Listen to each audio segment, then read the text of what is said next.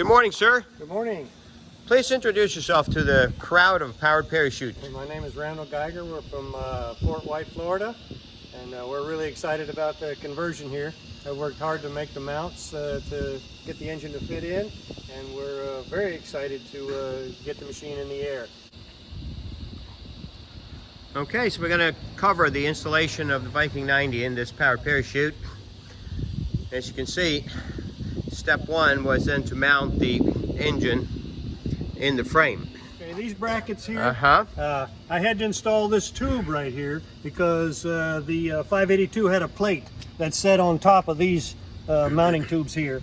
Okay, so rather than using a plate, we now go with the cross tube. Right. And the cross tube, I had to set the cross tube at a certain height, and it allowed me to move the engine forward so we could keep the center of gravity forward. And I manufactured the brackets here and then the forward brackets to mount up with the Forward motor mounts, motor mounts that were on the engine for the bed mount. So obviously, as we were going back and forth and you were fabricating brackets over the email and showing each other's pictures and everything, there's a lot of work here that's not apparent because it looks simple now, but getting it to that point of centering the engine and making it as simple and as clean as it is now probably took some sleepless nights, I take it. Yes, this is about the 5th iteration of the mounting brackets for the frame. 5 times to get it right, huh? Yes. Well, does that make you smart or persistent? Well, persistent, yes. What we're going to do in this video is we're going to explain all the work that was done. And then we're going to have options as far as if someone wants to duplicate this. If you want to do this at home, fabricate parts and make this all work and just buy an engine from Viking, then you're welcome to do that.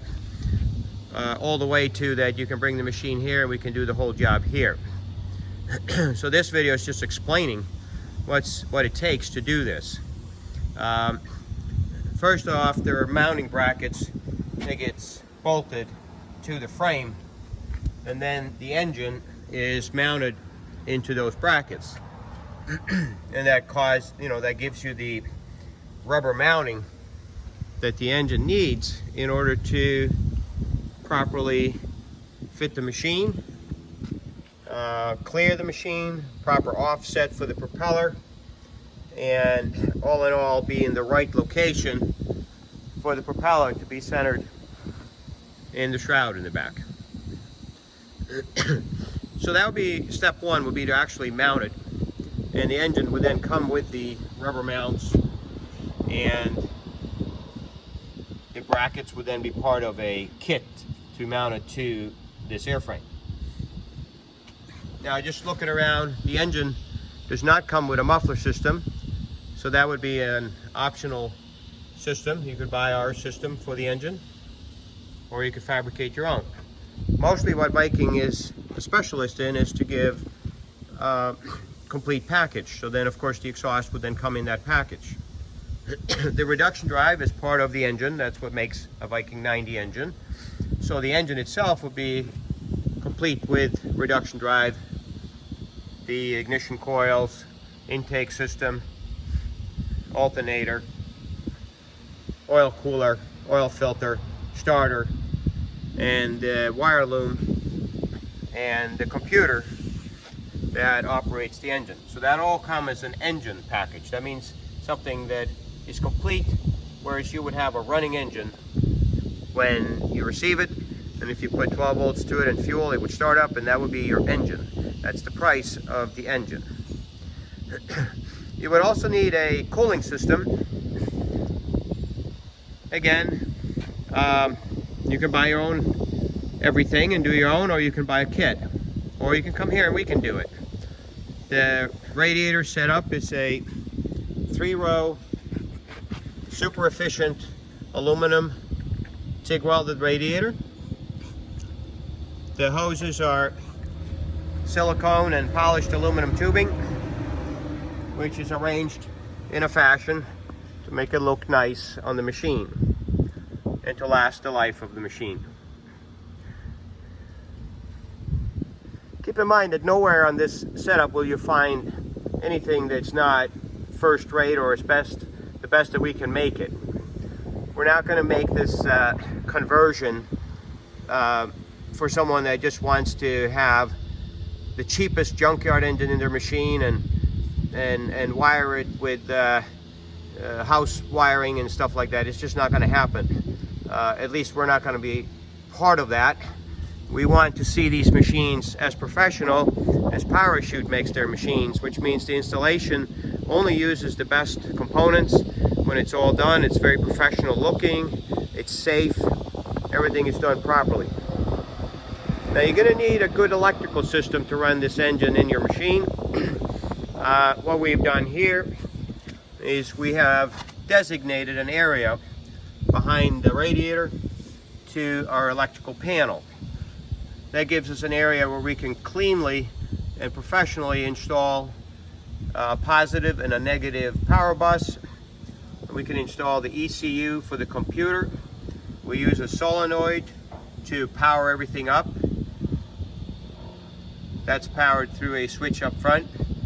A lot of this is explained in a wire diagram, or a simplified wire diagram that's on our website for these kinds of machines, where we're not necessarily looking at a million switches and being able to control everything individually.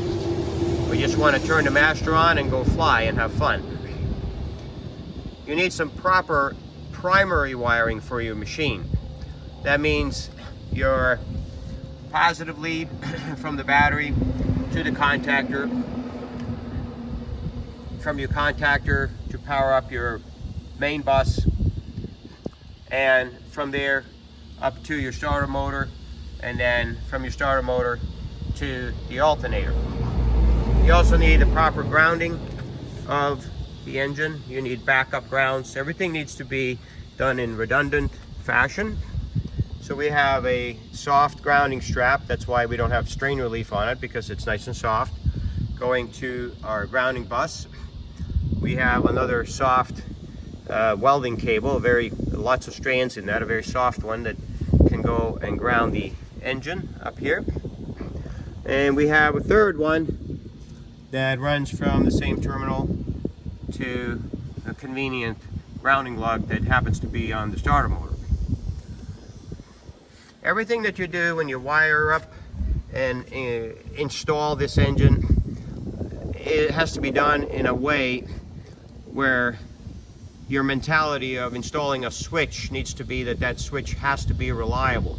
You don't want to go to Discount Auto and buy a cheap switch. You want an aviation type of switch. You want proper lock washers on everything. You want to make sure that things are torqued properly. Everything should have lock washers. You cannot afford a wire just falling off or a wire falling out of a terminal. So you need, if you don't have the knowledge, then you should have somebody do this type of work for you. Or if you want to learn how to do it, you should do electrical classes with EAA or something. You need the proper terminals from Aircraft Spruce. You need the proper crimp tools, and on and on and on. Your fuel system. Okay, these machines come with a nice tank. This is an aftermarket tank, but they do come with a tank, and Parachute weld a flange into the bottom of the tank, and they use our fuel pumps directly into the tank. As a retrofit here, we decided to add what we call our mini header tank behind the fuselage tank, and it then has the complete fuel system in it. And there's lots of information on our website for other aircraft how to install the mini header tank. This one was installed in line with the other one, and it doesn't stick down any more than the front tank, so if the machine ever bottomed out, it would not hit the tank itself. Bracket was fabricated to hold it, and the hoses were installed and then routed to a high pressure filter, and then from there to the engine itself. As you can tell, there are no screw clamps anywhere. Everything is done with high pressure fuel injection hose of the right size. Single barb fittings everywhere, crimp clamps everywhere. It is not done to be the cheapest installation in the world. It's done to be the nicest, and I want you to keep that in mind. Throttle cable for the engine Again, we don't like to follow in the footsteps of snowmobile engines. They use cables and springs for the throttle. We want a Teflon lined, aviation grade throttle cable, properly routed, and loom clamps where it can't touch anything, and then follow the contours of the machine, and then come up front to the traditional throttle handle, which then has been modified. The cable attachment and the lug that's in there has been removed so it can't jam. We added this elbow here. We used the proper attach clamp for the groove in the throttle cable, and we lined this 1/4-inch hole with a bushing so we can use the 3/16 end. And we have a super smooth, very reliable, almost frictionless cable that doesn't pull shut or pull open with springs. It just stays where you put it. We're really happy about the installation. It was a 3-day job. Randy and Mary have been working on it as a team back at their place, and got the whole thing mounted before they showed up here. We did remove the motorcycle radiator and added a bigger radiator just because our gut feeling was that a little bit more cooling would be nice. We also kind of like the place that it's mounted now. It's going to get a lot of coolant by the propeller drawing it through there. It opened up an area for our electrical panel. Randall always put a nice battery in place. It's quite a big battery, but it's kind of nice. It's going to give quite a bit of performance to starting and cranking the engine, and also quite a bit of reserve in case the alternator would ever go offline on a long cross-country flight. The nice thing about the machine is at reduced power flying, between the fuel pumps being very low draw and the engine not using that much electricity, and all his lights being LED and so forth, even with an alternator offline, you can fly this for a long time. We've played with different propellers, or propeller settings I should say, so far, and the engine is capable of 435 pounds of thrust peak. You don't necessarily, or I don't actually see a need for that kind of power, so backing that off to a lower RPM and getting a nice quiet cross-country machine would be my preference to that. But that would have to be obviously dialed in, and it would depend on the altitude that you live on, and all these variables as far as wintertime, summertime, 2 people, 1 person, how much fuel. Of course, this machine has a lot of fuel because it has an aftermarket extended or excessive, not excessive, but it's a lot of extra range in the tank. And of course that was done because the fuel efficiency of the 582 two-stroke is horrendous. At 7 gallons an hour, you can't go anywhere unless you have a lot of fuel. Now with 3.5 to 4 gallons an hour in cruise, that doubles or close to doubles the range of the machine. So just to conclude this, we're very happy with this. Of course, we're not going to sell any of these installations until the airplane or the aircraft has flown. But if then somebody is interested in the machine or the engine, you can buy the engine and do everything on your own if you're, handy. Or of course, even if you're not, we're not going to keep you from buying our engines. But the idea is not to have, like I said, the least expensive engine on the market. The idea is to have the best powered parachute engine on the market with the best installation, something that you can pull out of the trailer and be proud of, something that you can take to the field and go fly without tinker with, something that's done right the first time.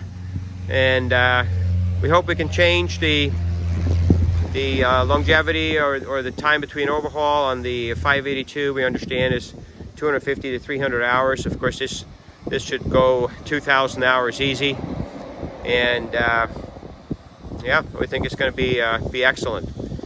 Appreciate you guys following us on the development of this, and let us know your interest level for complete kits, for installations here in Florida, or just for engines where you can do your own crafting of mounts and brackets and coolers and all that kind of stuff.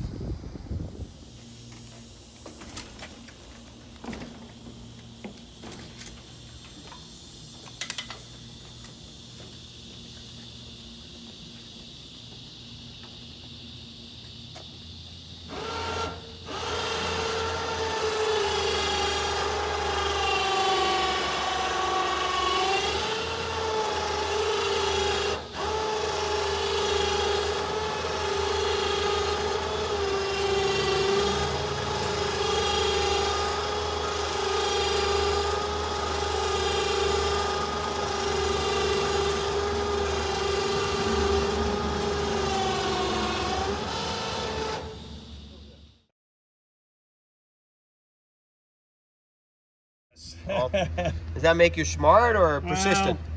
Persistent, yes. Well, you make a lot of nice things. You have another small business where you make parts for some other machines, don't you? Can-Am Spider motorcycles, yes. So if somebody has one of those, where do they go to get parts for that? SpiderRT.info. Okay, and what kind of stuff can they buy there? Floorboards, footrests, cup holders, windshield masks, racks, mud flaps, the type of accessories that might make the machine more user-friendly. Are you going to make mud flaps for these? No mud flaps for these. Okay. Okay, tell us a little bit about the front. What do we do up front? Of course, it's not 100% finished now. Right. We left a couple of little things for you, but basically we selected some of your heavy-duty switches that we trusted. We took out some chins here once over here, but those, of course, are just going to be for lights and stuff anyhow. Right. But we selected the 3 heavy duties, and we haven't relabeled it, but we did put your master, which we're going to move over here, but there's going to be master and alternator, and those are important because they have to be reliable. So they have lock washers, their proper screw terminals, and all that kind of stuff. And then we replaced your EIS with what, Viking View? Yes. And tell us about that installation. Well, it's basically a plug and play from the controls in the back. It just plugs in. It gives us all the engine parameters as far as the gearbox temperature, oil pressure, RPMs, and no navigation, but engine parameters. Right. It's hard to see in the camera with the sun on it, but we can see it there. It's actually easy to see by eye, but the camera is not picking it up that good. Voltage, oil pressure, gearbox, all that kind of stuff. temperature, yes. So all the engine parameters are visible on that. All right, and that's just now, rather than a big bundle of wires, there's one cable that runs back to a brain box for that, and we mounted that right here, and then you run your cables from the engine down to it. Right. So rather than soldering and all that stuff, they're pre-made cables that snap into senders that go on the engine. Like it's a very clean installation. And then we got oil cap up here, so we just put regular 020 or 520 Mobil 1 oil in there. And the dipstick is right here. Dipstick is back there, yeah, so that's easy to get to. to. And I didn't really talk about the oil cooler too much, but yeah, it's an on-engine oil cooler, so it uses the coolant. Another reason for the powerful radiator is because we want to cool the coolant enough that we have the power to then cool the oil with that coolant. This cooler in the back uses the liquid from the engine to cool it. So it's a liquid to liquid cooler rather than a air to liquid cooler. All right, well, did we have fun? Oh yes, we had fun. Yes. And now what are we going to do? What's the next step here? Next step is to get her in the air, do some flight testing, and then once we get our prop back from power fin, we'll go ahead and do some other testing with thrust tests. Okay, sounds good. Well, thank you. Thank you.